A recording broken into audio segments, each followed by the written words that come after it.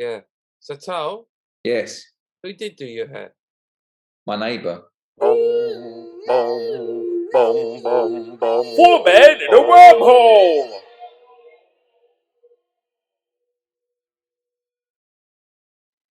Welcome to Four Men in a Wormhole. This is your ever-balding host, Stephen Gurevitz, and this is episode 8, not episode 9. The previous episode was episode 7, but we didn't tell you that. We told you it was episode 8. So, I hope that's all clear. I think that makes us look very professional. I think so. Now we've cleared that up. Hello, Adam Leach. Hello, Stephen. It's good to be here. It feels like we haven't done this in a while. So we haven't, and it's always lovely to have you back. And also, Tal, welcome with your new haircut. Hello, gentlemen. Hello. And looking very Space Commandery, we have Simon Cohen. Hello. Hello. Great to be here for this episode 7. Episode 8. I know. Episode 8. Set enough times, it will be true. Episode 8. So, as always, this is going to be a shorter episode than normal. Our previous one was actually quite long, so I guess they balance out. We're going to dive straight into the bits of the world of sci-fi we've all been touching and interacting with, and we're going to go straight to Mr. Cohen, and you're going to talk about when water turns to ice or turns to gas. It's because of the... Actually, that's because of the lattice, but it's like a matrix. What was that about lettuce? I think I'm talking about the Matrix. I think I'm talking about the Matrix. No, you're talking about the new Matrix. I'm talking about the old Matrix. Oh, right, okay. Yeah, thanks for, all right. Sort it all, stick you all in, if you will. But Simon, you've been doing a bit of retro watching. Yeah, well, I like to do a bit of retro watching and also like homework for when there's going to be a new movie coming out. I haven't actually seen The Matrix Resurrections yet, which Adam's going to talk about a bit later. But I did do the homework in preparation for it, and watched the trilogy a few weeks back. Actually, probably more like a month back, and it was really nice to revisit it. To be honest, it was it's I say really nice. I'll summarize. Episode 1, the original Matrix, is a fantastic movie. It's a great story, and it's original, and the fight scenes are amazing, and the story's intriguing, and I think we can all agree everyone loves that movie. And then 2 and 3, I think I like 3 more than 2 because the ending is a little bit different. I think what I don't like about them in general is it just feels like the fight scenes are just quite repetitive, each one just trying to be a little bit crazier than the next one, but really you're getting the same stuff out of it. But overall, I love it as a trilogy. I think it ends well. I was excited about Resurrections, but I haven't heard great things about it, but we'll hear more detail about that later. But yeah, overall it's good. I think if you haven't watched The Matrix, the original, then that's a must, because that's a brilliant movie. I'm sure I've said this before. Tal's got his hand up. Yeah, no, I wasn't going to add much more, but it was just that thing about I managed to watch the first one again with my eldest, who so because it was really interesting to see what she thought of it actually, because obviously being such a kind of iconic film first time round, I really enjoyed it. So I really enjoyed rewatching it. It's the first time I've seen it since I've seen it at the cinema originally. So I thought it, even though it obviously dated, I thought it really kind of stood the test of time well in terms of the story. All right, Simon, and Poppy really enjoyed it. She did really well. Although, funnily enough, the odd time I've mentioned about her watching the second one, she's not jumped at it, which is interesting. You said it's dated, but then you said, but it hasn't. I'm interested. Has it dated? Obviously, I think the visual. I mean, obviously, the bullet time stuff still looks amazing, and I think it works as a technique. And even though quite a few films kind of, borrowed it and stuff, no one really kind of did it as well as in the context of what they did and the reasoning for using it, having it as a tool. So I think visually that really works. I think it just, I guess dated is not really the right word, because obviously it is, the style of the clothing and all that kind of stuff is deliberate in terms of where it's sort of set. So It feels like it's dated because a lot of it's been copied over and over again. So it feels, when you watch it now, some of it perhaps feels a little bit unoriginal. But I think that I don't think the story's dated. I don't really think the special effects are dated that much either. You don't look at it and think, "Oh, that's bad. I would do that differently." Or I think it's one of the rare movies when I've shown when my boys have watched it that they just go, apart from they go, "Oh, it's John Wick," they all really engage with it, and just I think it's one of the few movies that I then show them from that I really enjoy, that they've both really got into, and my youngest was really keen to watch the original trilogy and then to watch Resurrections as well. But I think you're right. I really love. I think The Matrix, the first movie, one of my favourite movies of all time. The two, as Simon says, I think the two sequels don't quite live up to the first one. But as a software geek, they're brilliant, because it's just the whole thing is just a metaphor about software. So I've always loved that. So that's always appealed to me. So I'm aware that 2 and 3 don't have that mass appeal that the first one has. Yeah, the first one also, people don't realise the budget was really small. So stuff like the bullet time was really inventive. It just used lots and lots of like cameras, but they came up with really clever techniques. But the budget was relatively small, and I think Keanu didn't even get much of a salary. He took points, which made him very, very rich. Yeah. So they did a lot with not a lot. And yes, that's another thing to realize with that film, when obviously with the next two, budget was no issue, and sometimes that's not always a good thing. The thing that I like to reflect upon The Matrix, because and this is one thing that must be very hard to be an actor, that you can look at a script. When Keanu Reeves looked at the script of The Matrix, and he filmed it, and it went on to be like one of the biggest films ever, brilliant. And then he also did about the same time Johnny Mnemonic, which just completely died. And I just don't know how you telling the difference between just reading the script, how you tell the difference between what's going to end up a Johnny Mnemonic and what's going to end up The Matrix. Well, he obviously couldn't, which is why. No, he couldn't. Yeah, exactly. To answer your question, he didn't. He obviously had his finger on the pulse, knowing this was a subject which was pertinent to that time, which is pertinent now, but it was certainly beginning to be going into the general consciousness of how interconnected we all were through the computers, right, and through the web. But he obviously didn't know which horse to bet on, so he bet on both. But he obviously knew where the discussion was going. So old Matrix, definitely worth watching, definitely a classic. Something I don't think is a classic, but you're watching it, Simon, Space Force. Yeah. So for those that don't know, well, hang on, who has watched it? Just before I launch into it, both seasons. Yes. Oh, I think I started to watch this. I watched like one episode or so of it. So Space Force, for those of our audience that haven't watched it, Space Force is a comedy about the US Space Force. So to cast your mind back when Donald Trump was president of the United States, he announced he was going to launch a new military unit, effectively called Space Force, which I think sits under the Air Force. And so this effectively is a sort of a comedy version of the actual Space Force. It's got some good people behind it. It's made by and stars Steve Carell, who we all know from many comedies, including The Office, which he worked on with a guy called Greg Daniels, and Greg Daniels also made Parks and Recreation, I think, and The Office, and now he's made Space Force along with Steve Carell. So it's got some really good people behind it, and it's got a really good cast, including John Malkovich, who's brilliant in it. And basically, it's just a bit of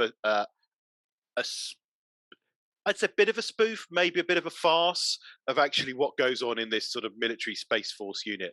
And for those of you that watched season 1 and maybe couldn't get into it that much, I think season 1 was quite average. I don't think it was that great. And Adam, you said you started it and couldn't really get into it. Season 2 was really good. It was a lot of fun. They developed the characters well. It was funnier than season 1. There's some great moments in it, and it's and I think it's worth a watch, actually. Yeah, Todd, what did you think of it? We really enjoyed it. We pretty much binged both series, both of us, and we thought it was, again, also it takes a little while to get into the silliness of it, because it is generally quite silly. But it's weird. It's an interesting. It's more layered. It's more nuanced. I think nuanced is probably that word. More nuanced than kind of I thought it was going to be in terms of, there's some quite sort of heartwarming moments, and there's some quite, it's got some I mean, the stories are quite silly, and but his character is actually quite a complex character, because he kind of wants to do a good job, and he wants to kind of make a success of it, but it all kind of seems to always fall apart. The John Malkovich character is very funny. He does that brilliantly. I really enjoyed it, actually. I thought it just romped along really well, and it was just very cleverly done. Yes, Adam. I was going to ask, Simon, so your background, I know we've got a podcast, so not everyone can see that. The first, you've got the Starfleet logo from Star Trek behind you. Yes. And that Space Force logo. Is that the real? That's the real Space Force. That's the real Space Force logo. Yeah. So I hadn't seen that. I'm surprised I haven't seen that on Twitter or something, because that's ridiculous. It was a couple of years ago. It was in the news and Twitter and stuff when it came out. Yeah, I remember seeing that, but I don't remember seeing the logos like that, because that is ridiculous. Yeah, well, I think you should see the new RAF uniforms they're suggesting. They look like Star Trek uniforms. Yes. Yeah, well, the one of the I don't know if it's the Virgin Galactic or the I think it's the Jeff Bezos one, isn't it? Their uniforms look like the Blue Origin. Star Trek Enterprise. Is that what it's called? Blue Origin. Exactly. Unfortunately, so they look cool, but they have to go into space on a giant penis. Yes. Yeah. But none of them are using the uniforms from the original series for the women. No. Surprising in this day and age. So anyway, so that's they're doing a season 3, I think, aren't they? They've just finished. Finished. Yeah, they finished recording it, but there's no release date yet, which is interesting. I'm not quite sure what the delay is. That's good. I think I'll revisit that because I didn't do season 2, and you, Botal and Simon, have both effectively recommended that. So it's definitely something I should revisit, right? I would go for it. It's they're short episodes. It's not a long season. I watched the whole season in probably under a week. It's good fun. It's good fun. I think this is the problem, though, that satire is dead, isn't it? Because actually, the sting of it is taken away by that is actually a Space Force, and they actually have a logo that looks like the Starfleet logo. So trying to build a comedy on that, it's like it's hard. So, but moving on, Tal, you've gone to see the Doctor. No, did I? Have I seen the Doctor? Yeah, and also, I know it seems a long time ago, but you've by now have caught up with some of the last season or current season and watched the Christmas special. Yeah, I have actually watched. It was a New Year special, wasn't it? I didn't have a Christmas special. It was a New Year special, but I have watched it. As I said, I've watched it in a bit of a funny order because my kids were sort of watching them in random orders and rewatching the same episodes. They all kind of merged into one, which wasn't helpful because the New Year episode, I think, was even more confusing because it was just repeating, wasn't it, for the entire episode? I think it was 8. It had 8 minutes. They just kept repeating. It was like Groundhog Day. Has anyone seen it? Yeah. It was. But did you watch Flux in the wrong order? Yeah, I watched Flux in the wrong order. Because that's confusing even in the right order. Yeah. That's what I mean. I watched like episodes 1, 2, and 3, and then I think I jumped in at episode 6, and then watched 3 again, and then watched 4, and then 1. So it's a bit like the numbering of this show. It sounds like the numbering of this show. I think I got the general gist of it, but I think it was good actually. It was her best season by far, I thought. Even having not seen it in order, it was still, I thought, really good. The writing was actually quite good. It felt more like a Matt Smith kind of storyline in terms of having a kind of, like that common thread that runs through it and the state of the flux and everything. Some of them were stronger than others episode-wise. I didn't think the New Year one was particularly great. I thought it was all right. But again, it was repetitive, which I know was the idea because it just kept repeating. But is this our last series? Yeah. Yes. Yeah. It is. Simon? Yeah, it's the last season. I think she's got a couple of specials this year. I mean, just my view on both of them. I thought the Flux season was. It's a little bit complicated in that it just everything was thrown at it. It was a bit confusing at the time at times, but despite that, I really really enjoyed it. Like it was probably the first time in a long time that I was excited about the next episode because it was just a roller coaster ride and yeah, it was a very good story, but it was just a little bit too complicated for me. But still worth a watch, definitely. And the New Year special, you're right, Todd. It was on New Year's Day. I thought was a good episode. I like a time loop story. I think they did it very well, but it didn't really feel like a New Year episode. It wasn't as big as perhaps New Year episodes usually are. But I did think overall, like if that was just a standalone episode in the season, I think you would have gone, that's a really good episode. Go and watch that. But as it was the New Year special, I think we just had higher expectations of it. Yeah. It's remarkable how few Doctor Who's have time as their main driver. So I mean, I'd quite like to watch it if it's got a time loop or something, because they're the Doctor Who's I think work the best. You know, he has got a time machine, and it's so often that's the whole series of Flux is like that, isn't it?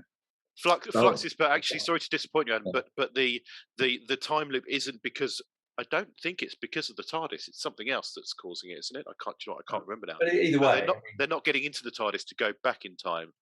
They're trapped in this in this loop, and every time, and I think in each of the loops they all die at the end of it, or someone dies at the end of it, and then they're back into the loop again. But the amount of time they've got to solve the problem shrinks down by a minute each time. So literally they've got. Capaldi did a series like that. Do you remember that one? He was stuck in a in a maze type thing. Yeah, like a mansion and a maze, and he kept dying. But then he kept rematerializing at the beginning. And then didn't he like spend 5,000 years chipping away at a stone wall with a spoon? A stone wall, yeah. I quite like that one. That stayed with me because again, it used time in a way, and I think they're always the strongest Doctor Who's when they do. So he is a Time Lord. Yeah. So thank you for that summary and discussion on Doctor Who. Adam, you want to resurrect our previous discussion? That's right, I do. Great. What is it? Is it the new is it the new Matrix film? Oh yeah, that's it. Is the new Matrix film have similar kind of visual production values to the original film? Does it feel like it's part of the same series of films because of the way it's shot and everything? Do they use bullet time? That's another question. There you go. Well, both good questions. They're both there's less use of green. Like actually, the original Matrix trilogy, there's a lot of green in that. That was a big thing with grading back then. A lot of sci-fi and other films did a whole cross-process look on the grading. Yes, it was very green cross-processed. Which actually, I think particularly number 3 is that you see clips of it. It's very green.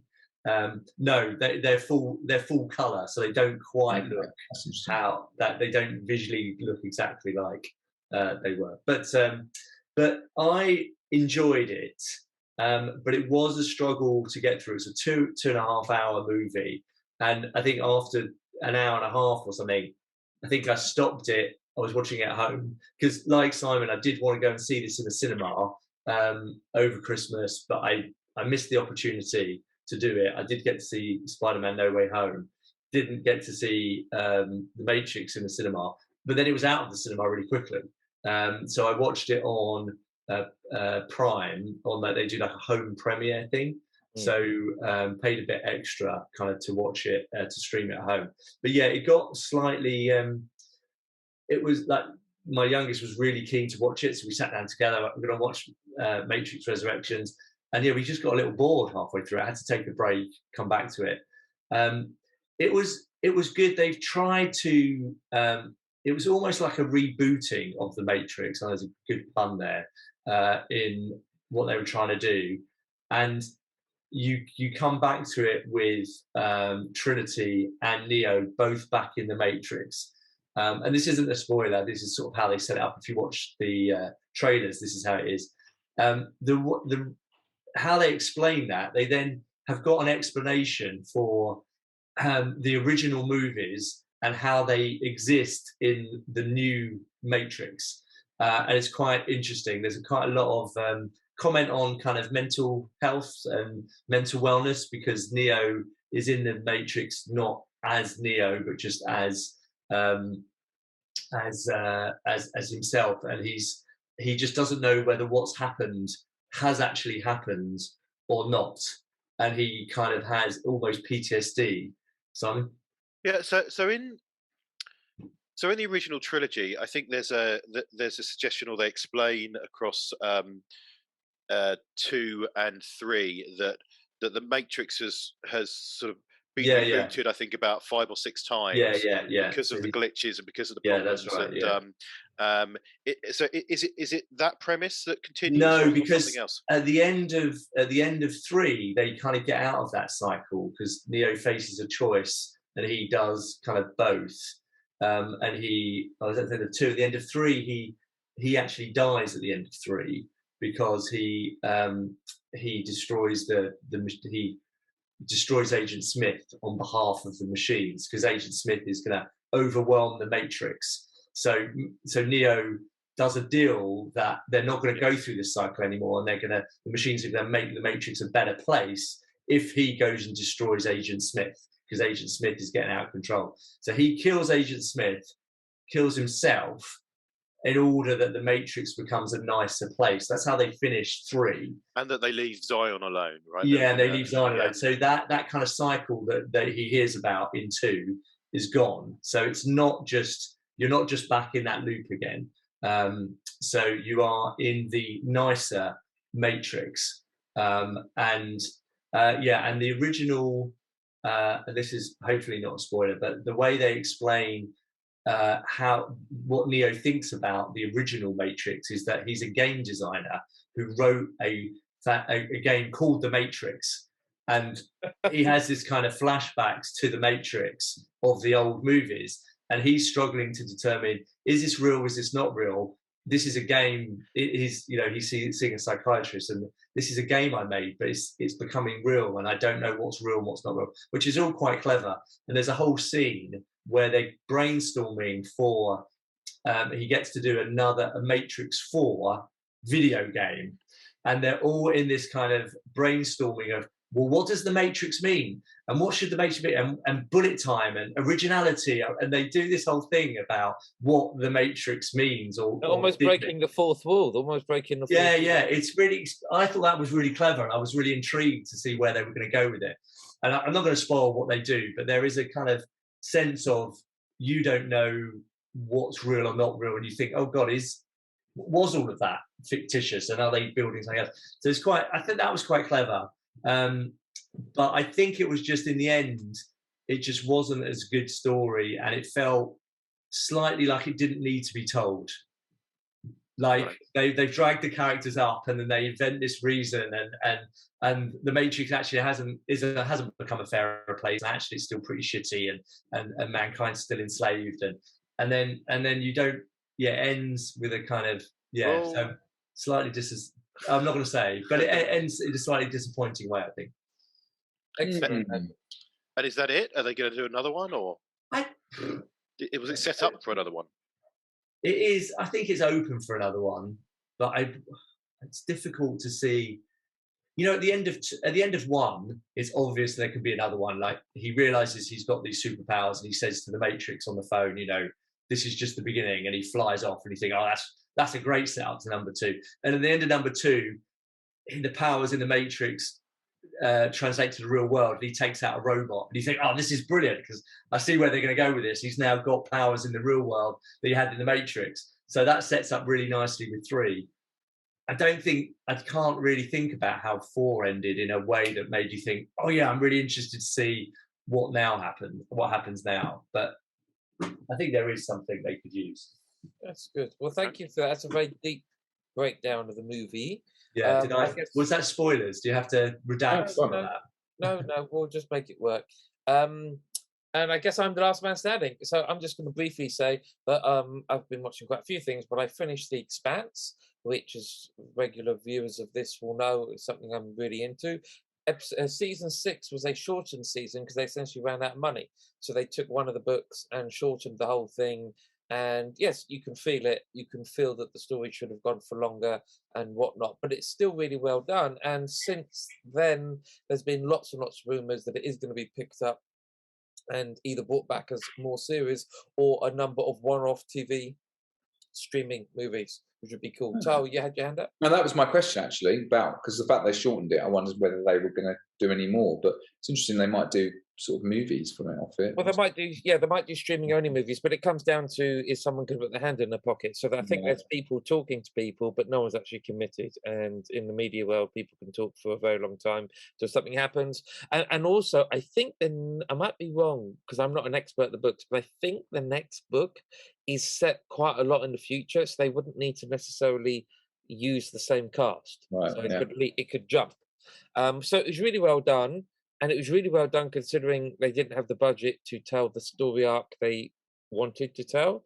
So they, but it's still, you know, they managed to pull it off. What should have been probably a 10 or 12 episode series, they did in literally 6 episodes. Does it feel like a full series though, in the sense it doesn't suddenly stop, or it sort of feels There's like a few loose ends. There are a few loose ends, which are, as I say, well, yeah, I don't think they're real spoilers because they're loose ends. They don't go anywhere. So there's a planet on the other side of the rings where there's a girl who befriends some, I think, creatures which I think are somehow connected to I've forgotten what it's called. The protomolecule. Thank you. I think that it's connected because they bring things back from the dead.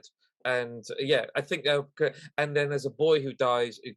But this whole parallel story is being told whilst there's the big space battles. But whereas the space battles resolve and the baddie is dealt with and all of that, this entire separate narrative goes nowhere, and it's just left completely hanging.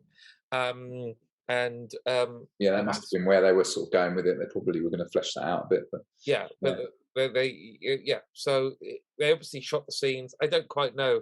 I mean, with hindsight, maybe they could have pulled the scenes all together because I really don't think they affected anything.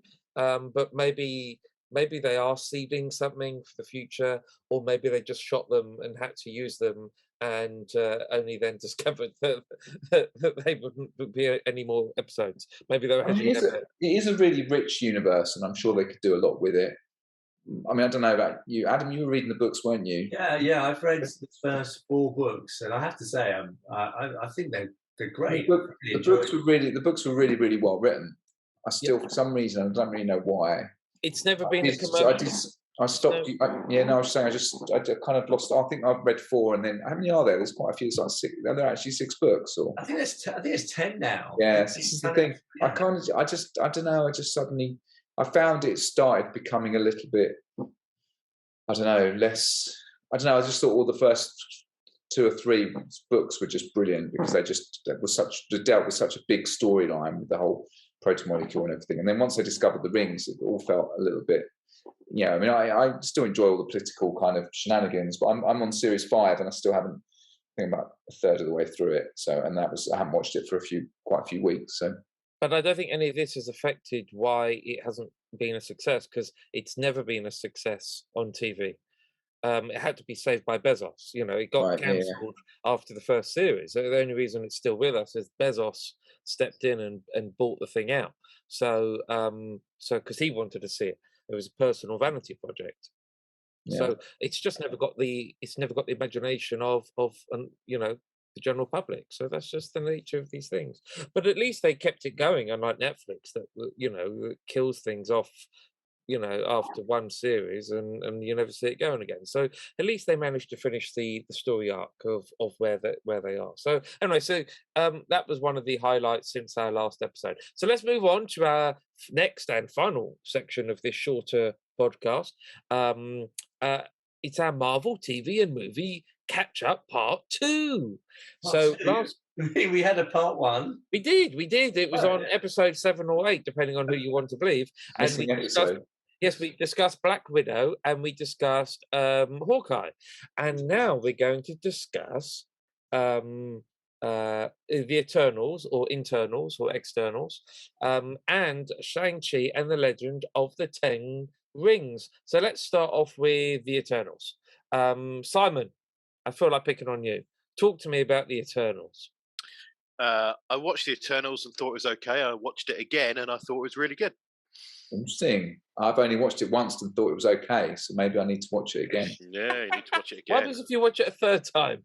Oh, don't I do don't that. know. I don't know. Do that, Simon. You might could think be it's terrible. dangerous.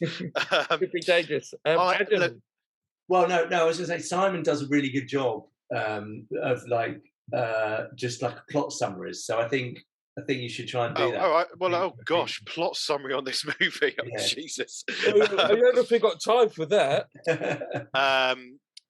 Okay, so the Eternals have been on. They're these god-like people, humanoid, look human, that have been living amongst us for thousands of years. They've been sent to Earth to defend us from the deviants, that are these other aliens that are attacking the Earth over time, and actually it turns out that really they're there to defend the Earth because actually the Earth is going to give birth to a celestial. The Celestials are like these sort of almighty gods. We have met some of them in the Marvel universe before. I think Ego, the Living Planet, was. Russell was a. That's right, Kurt Russell. Was yep. So the Eternals, after thousands of years, realised that they're just there to protect the planet and ensure that it survives and lives, so that it can be torn apart for this celestial to be born. And when I'm near the end of my summary, Stephen. Thank you. And then some of them, when they find out that actually the Earth is going to be destroyed, well, they've been living there for thousands of years, and most of them decided they don't want that to happen, and they have to try and stop this celestial from being born. And a couple of them do want it to happen, and there's a bit of conflict between themselves, and I wonder what happens at the end. So that is my summary of the story. Because this whole film was about this one area, and it was just so kind of far removed from any sort of science fiction. It was just pure fantasy. I lost my interest with it. Yeah. Well, and there was a lot to take in, and so the reason I said that it was sort of okay first time and good the second time, there were two problems with the movie for me. I always have problems with things, don't I? One of them was that it was quite a complicated storyline, and so watching it the second time, you kind of got it a bit better, and it did make a lot more sense, and it is a good story as well. And the second thing that was a problem first time round is introducing too many characters. I guess maybe they had to do it that way, but they're introducing so many characters in one go, and expecting us to have an emotional connection to these characters. Yeah. That's impossible to build that connection to so many characters in one go. Second time round, though, you kind of have that connection already, and you feel. I totally agree with that, Simon. There was some amongst the Eternals, though. There were some really good characters, and there were some characters that I felt like there was an instant connection to, and I thought, oh, I'd love to see those in I don't remember his name, but there's the guy who's like the Indian character. I can't remember the name of I can't remember. He's really fun. He's great. Very good. You kind of bond to him, and he's funny, and you think, oh, I'd like to see him in more Marvel movies.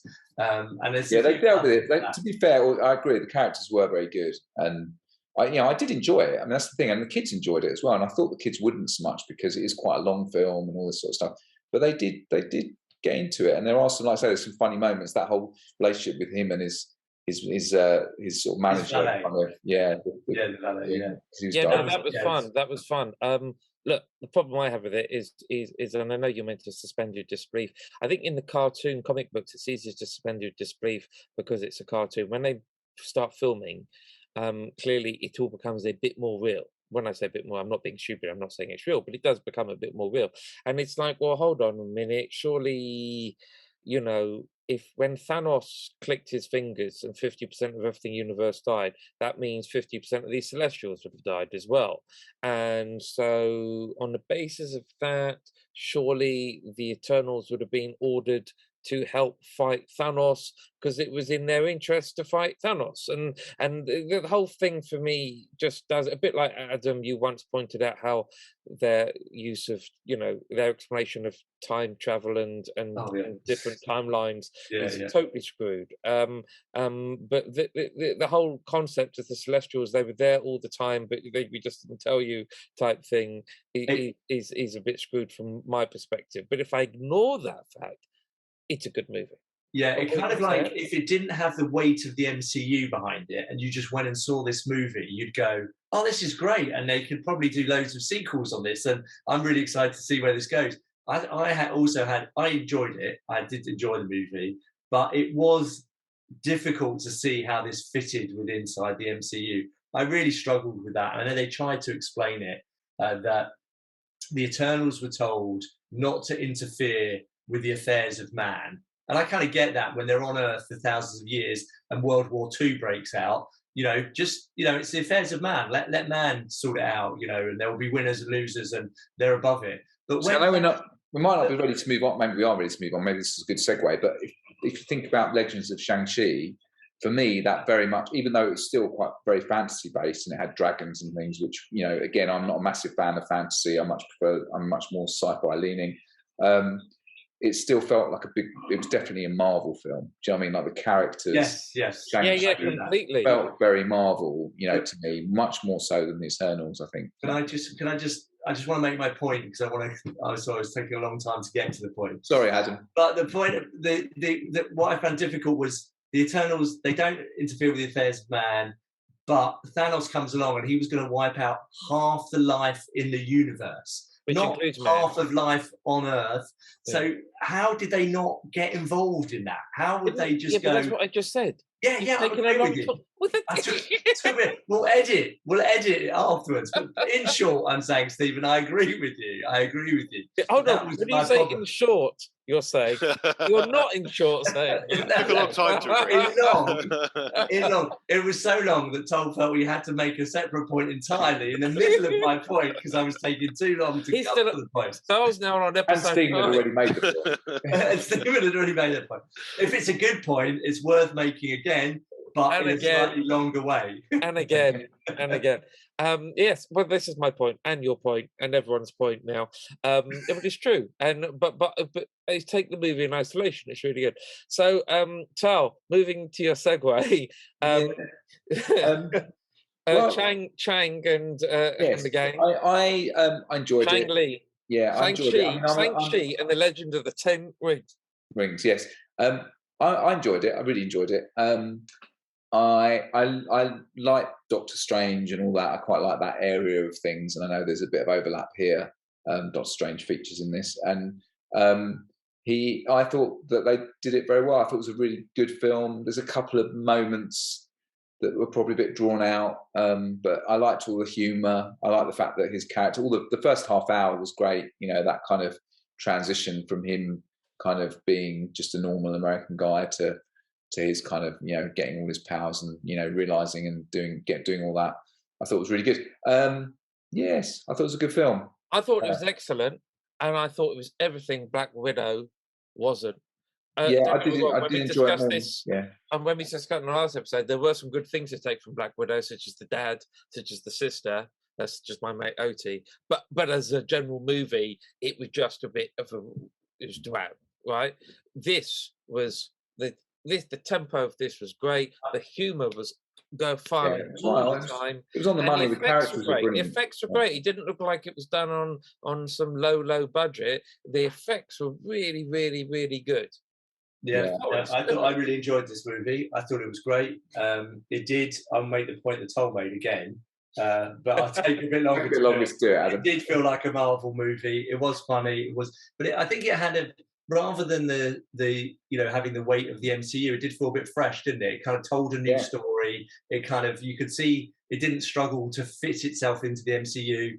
It was good, some good characters. I liked it. What I find interesting is that he doesn't feature in, well, as far as we know, he doesn't feature. He seems quite adamant he's not going to feature in Doctor Strange 2, which is interesting because obviously there is a close overlap. There's a connection. I thought that this was almost going to be a teaser for Doctor Strange 2, and it was kind of going. I know that Doctor Strange 2 is about the metaverse, and it's kind of different kind of element, but I just thought there'd be more multiverse. More with it. It's about the multiverse. It's not the metaverse. That's something else. One thing I will say, to be fair, because the way that me and Adam found that criticism of the Eternals about, like, hold on a minute, where were they during the Thanos thing? As we know that, what's his name? Nick Fury, right? He's pretty good at picking up when there's someone with some weird power on the Earth, right? And okay, so I know why I didn't pick up on the Eternals, because they were pretty silent for a long time, because they had nothing to do, because they'd killed all the infidels, or whatever they were called, right? Deviants. Or they thought they did. But the guy with the rings, as in the dad of Shang-Chi, right?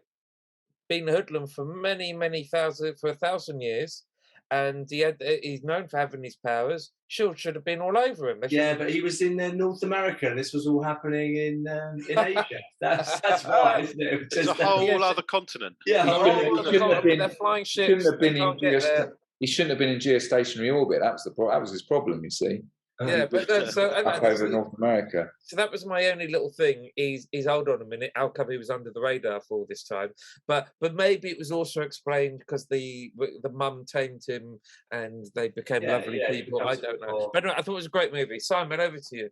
Yeah, no, I agree with everything everyone has said. I just wanted to touch on some of the fight scenes, because I really enjoyed some of the fight scenes in this movie that were, and a couple of them in particular were quite different. I mean, they had the traditional, big battle at the end that you would expect to see, but there were two others that were really good. One of them was that there's a fight very near the beginning on a moving bus, I think. That's great. That's great. That was really cool. That was an exciting start to the movie. And the other one, which is a bit odd, is with is when, and I can't remember his name. In the building when they go. No, not in the. Oh, there's one on the edge of the building, isn't there? In the scaffolding. That's very good. Scaffolding one, because that is Rush Hour. Has anyone seen Rush Hour? Because it almost seemed like an example. The bamboo scene and the fight with the bamboo. Yeah. Oh no, Simon, are you talking about the fight when the dad meets the mum? It's like a ballet. Yes, yeah. It's like they're fighting, dancing, they're falling in love while they're doing it. I mean, it was unusual and different, but I thought it was a really good scene. Yeah, I thought very Crouching Tiger, that wasn't it? That form is in Chinese cinema and Chinese martial arts. But what was really nice is they didn't just dumb it down and do the bus fight and the Western style, interpretation. Is they were willing to show the beautiful side of martial art, which is often not shown on Western media. And yes, it does. Look at Tai Chi. Tai Chi isn't actually a fighting system, but it's based on it, and it's beautiful to watch. And they managed to fuse it together and turn it into a ballet. And they repeat that dance almost at the end when the boy is with the aunt, learning the moves. Yeah. And I thought it became an art, became a piece to look at in its own right. I actually think there's more depth to this movie than one sees when they first. This is definitely one I want to see again. Actually, I will sit and watch it again at some point, because I think there's a lot going on. It also has a lot going on in it. So yeah. And I think you mentioned the humor. I think it's one of the most consistently funny movies in the Marvel world. Yeah, I wouldn't say there's other funnier ones, but there were some moments, particularly the bus. There's the bus fight scene, and there's the guy, the YouTube guy, who's like filming it on his phone. I think that was yes, very funny. All of the banter by the female character. They're funny. They're funny. Yeah. I think they're quite funny as a duo. And we had some good a couple of cameos which were quite interesting. In that fighting arena, we saw Wong with Abomination. Is that what he's called? He was the bad guy in the Incredible Hulk, which I still can't quite work out is whether that's strictly part of the MCU or not. But we haven't seen that character since that. So that was interesting. And then in the post-credit scene, we saw, I think, him meeting with Wong, and then in hologram form. Was it Captain Marvel and Mark Ruffalo? Mm. Yeah. Bruce Banner in non-Hulk form. Yeah. I liked how at the end of it they kind of introduced them to the kind of Avengers, and you can see how they were going to hopefully. I think that they may well turn up in Doctor Strange. I think they'll keep a lot wraps what will happen in Doctor Who will turn up in Doctor Strange. Yeah, it's quite. Did you say Doctor Who's going to turn up in Doctor Strange?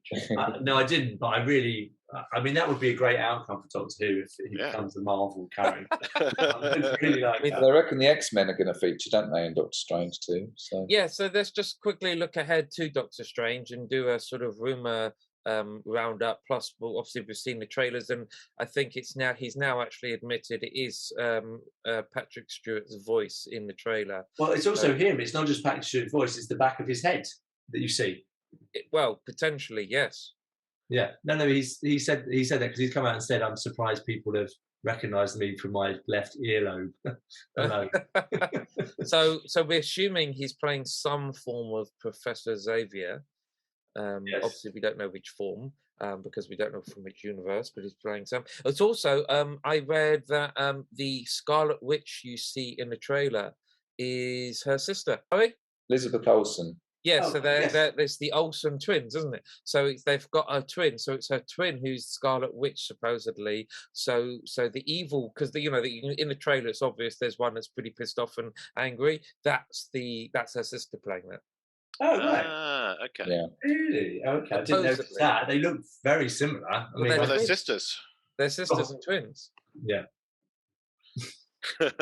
I think it's going to be really interesting to see how they're finally finding a way to bring the X-Men universe, the mutants, and some other things as well, like the Fantastic Four, into the MCU. Go back. I can't remember how many years when Disney brought all of these franchises together.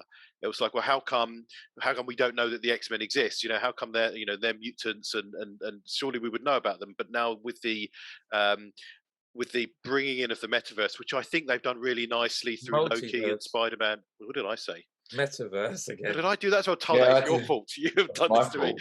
Of the multiverse, they've just given an opportunity to do all sorts of things. And I was, if you'll permit me to sort of whiz through an article I've got open from screenrant.com. Thank you very much for this, which gives us some of the big rumours on who's going to be cameoing in this movie. And I'm just going to go from top to bottom on here. The first one I didn't know was happening. Hugh Jackman playing Wolverine. And it's interesting or something. Wow. So these are just rumors. These are just rumors. Okay. But who knows whether they'll be in it or not, or whether it's just going to be a flash of 5 seconds or more than that. But yeah, apparently we're going to see Wolverine. We're going to see Professor X. We've already talked about that. I think it's well known that Tom Cruise is going to play another version of Iron Man. Actually going to happen. Didn't know that. I believe it is. I think that's a very strong rumor. And this one as well, I think is really it's a bit short for Iron Man, isn't it? But the thing that if you remember what they did with Loki was they taught us that that a variant or an alternate version from another universe, from another part of the multiverse doesn't need to be the same as and look the same as the original one. So in Loki you had other Lokis that looked like Loki, but also other Lokis that were totally different, including one of them that was an animal. So it's got the other Doctor Strange in as well from What If, isn't it? Yeah, it's got the Doctor Strange from What If. It's also got the Peggy Carter, the Captain Carter from What If. We've got we've got Reed Richards from the Fantastic Four, played by John Krasinski. Now I think that's a good casting. It is a good casting. He looks a bit like the cartoon character. He absolutely does. And John Krasinski, if you're trying to remember who he is, he was in the US version of The Office, and then he played what's that show on? Jack Ryan. Yeah, that's Jack the one. Ryan. So that's John Krasinski. So here's the thing that's quite funny. John Krasinski auditioned for the Captain America role, which was obviously taken by Chris Evans, who did a fantastic job. Now he's going to be Reed Richards from the Fantastic Four. The position that he didn't get with Captain America that was got by Chris Evans, well, Chris Evans was in the original Fantastic Four as the Human Torch. So it's a nice little loop there. I think that's sort of almost poetry. It says in this article we might see Tobey Maguire back as Spider-Man. we might see Magneto. But the rumor is it's the Michael Fassbender version. So if you remember, there was when they did the First Class, they went back in time and different actors playing them. So the suggestion is that he'll be in there. Also, Jean Grey or Dark Phoenix, as she had her own movie, she might be in it. The next one is interesting. There's a few more to go. Sorry, I'll go a bit quicker. Did anyone watch? Well, Black Bolt. Do we know who Black Bolt is? Is it a dog? It's not a dog, but you're close, because in Humans, one of the main characters was a big giant dog that could teleport. In Humans was a Marvel series. It ran for one season. And Black Bolt, I think Black Bolt was played by the guy that's now God, I can't remember anything today. The guy that's now Captain Pike in Star Trek. Yes, you're right. If it's that guy, I think it was played by him. No, I don't know whether that's going to be him playing it in the Doctor Strange movie. Makes you wonder how they're going to get a storyline out of all of this. Do you know what I mean? It's almost like so many characters. It is called the Multiverse of Madness. Yeah, Sure not all of these rumors are going to be true. I'm sure they're not as well, but any of these are going to be interesting. I've got more to go as well. Ghost Rider. I don't know if you've seen the Ghost Rider movies. I've seen that actually the Ghost Rider movie is quite good actually. But also Ghost Rider, for those that have seen Agents of S.H.I.E.L.D., is in one of the seasons of Agents of S.H.I.E.L.D. Deadpool, rumour that Deadpool's going to be in it, which would be amazing if Deadpool's in it. That'd be fantastic. Captain Carter, we've already mentioned. Apparently Loki's going to be in it, and Sylvie, and Mobius, all from Loki, and Monica Rambeau, who was in WandaVision, and an alternative version of Captain America that's apparently in Hydra. And then finally, I think the evil version of the really bad version of Ultron, not that the original Ultron wasn't bad, but the Ultron that was in What If that got sort of super strong, and I think was able to cross the multiverse and put the whole multiverse universe at risk. If you've seen What If, if you haven't, the 2 episodes at the end are really, really good. And that's it. That's what I've got on this list. This does bring me. The problem with bringing the what if stuff into canon is a very pedantic point that I have. That the whole idea of what if is that it's a what if. The multiverse just kind of says that these strange things these other alternative things did actually happen. It's not a what if. It's a kind of, will it happen somewhere? So that. But isn't that the whole point of the multiverse? Like anything that can happen, has happened. Yes. But it just means that they shouldn't have called what if it was canon, because it's not what if, it's just here's a thing that happened in one of the universes. That's quite a few more words though. This is why I'm not in marketing. And on that bombshell, Adam's not in marketing. So there we go. So there's a lot to look out for. It's going to be like playing Where's Wally or Spot the Difference. You'll just have to watch the movie. Yeah, that's why I'm hoping things that Simon just listed. Well, you don't know whether a cameo could be just one scene where there's just a load of people and that's Deadpool and that's Wolverine. Exactly. Or whether they're actually in it. Exactly. But you'll be able to tick them off, and then we'll be able to compare notes and see how many of this came true. So thank you for that. So on that bombshell, we're going to bring this episode, whichever number it happens to be, to an end. Tal Silverman, thank you for joining us. Thank you. Thanks, Tal. Adam, thank you for joining us. It's been a pleasure. Whenever you want me just to make the same point you've already made, but longer, just let me know. Yeah, I know you're there for that specifically. I'm always there for that. To be honest. Simon Cohen, thank you for joining us. Thank you. I'd like to thank all our wormies for still tuning in and joining us. We get new downloads every single week, even when we haven't posted anything, which is kind of like magic. So thank you to all the wormies for sticking with us. And this is me, Stephen Gurvich, your ever-boarding host, thanking you for listening and watching 4 Men in a Wormhole. 4 Men in a Wormhole!